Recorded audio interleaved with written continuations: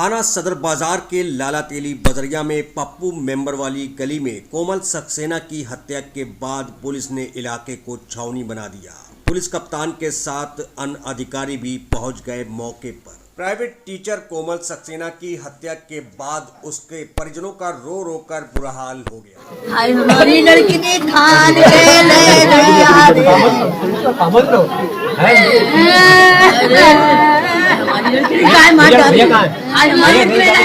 अंशु उर्फ रवि ने ससुर से लिए थे 5 लाख रुपए उधार में, जो देने में था नाकाम। कुछ समय के बाद 2,30,000 रुपए और भी उधार ले लिए। रवि के ऊपर लोन की किस्तें भी टूटी चल रही थी काफी, और लोगों का भी पैसा उधार था। ससुराल वाले जब पैसा मांगते थे तब रवि टाल देता था। ससुराल का पैसा उधार का देना ना पड़े, इसके लिए रवि ने प्लान बनाया। अपनी साली की शादी अपने छोटे भाई के साथ करने के लिए अपनी सास पर दबाव बनाने लगा, लेकिन कोमल इस शादी के लिए बिल्कुल भी तैयार नहीं थी। उसने साफ तौर पर इनकार कर दिया। इसी बात को लेकर जीजा और साली में नोक झोंक हो रही थी।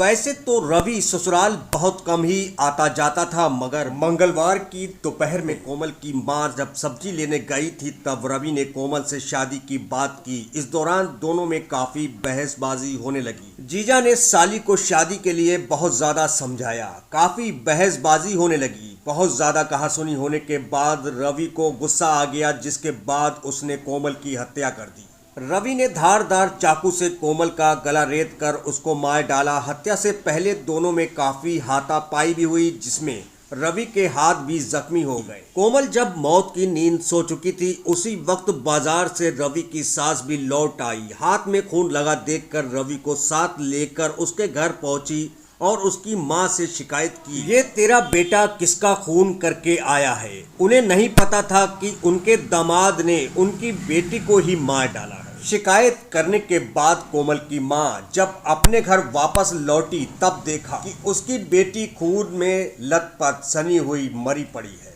रवि की ससुराल और रवि का मकान एक ही मोहल्ले में कुछ ही दूरी पर है। अंशु उर्फ रवि अपनी साली की हत्या करने के बाद कहीं दूर नहीं भागा, बल्कि अपने जख्मी हाथ में पट्टी बंधवाने के लिए पास में ही डॉक्टर की दुकान पर गया था, और उसी वक्त हत्यारे रवि को पुलिस ने दबोच लिया। जिशान सकलैनी की रिपोर्ट, न्यूज़ डे।